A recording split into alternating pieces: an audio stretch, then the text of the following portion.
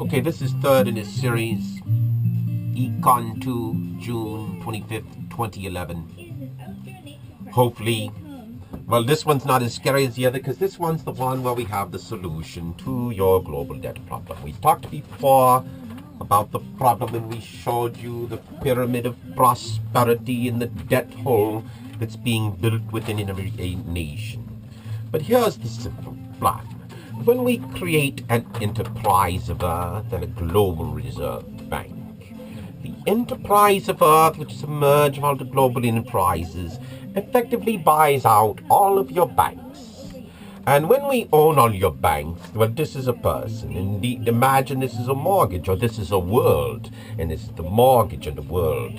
So now when we own all their banks, and we own our own bank, and we can issue our own new money, we have a giant new pool. See, this is another next big thing. It's a zero or a one.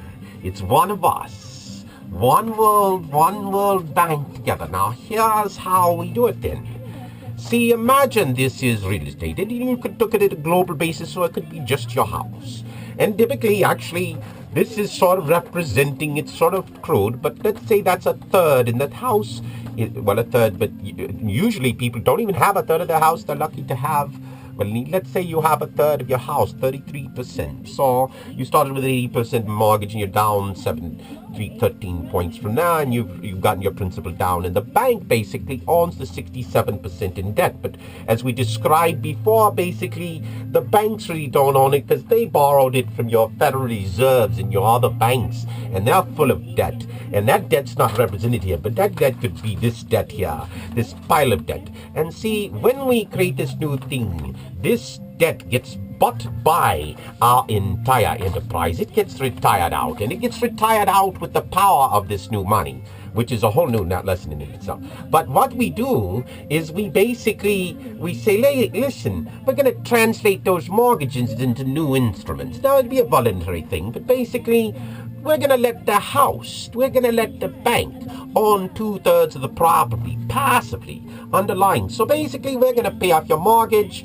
There you go, there's your house. You'll pay a modest amount for your third and to maintain your house, and you'll pay the taxes in your house. And then what happens is, when you sell your house, well, the bank gets a cut of the action.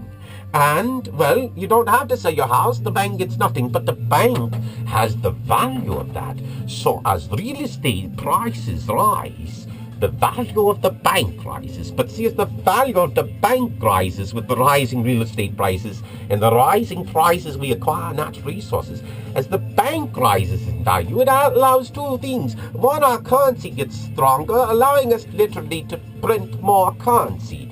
And we build currency against our own bank, but our bank is our entire world. It's still owned by people, but people get to own just a third. And so imagine it's like the land is owned by the bank, but basically you're still there. So now all of a sudden the cost of housing throughout the world comes down, meaning also the value of investing in housing goes up, because a person in the economy only needs to invest in this part of the bank, because it has this bank of infinite wealth for us. We'll just take the balance on its balance sheet, and who knows, who cares? We just got out of our debt problem. We just found a way to reduce our costs. Now, this is only just the beginning of the way you think when you own a world where your customers are your shareholders, are your own best real and virtual employees. When we're working together, what if we owned our world together? I think that's not doctors, borderline psychotic. That's the perfect question.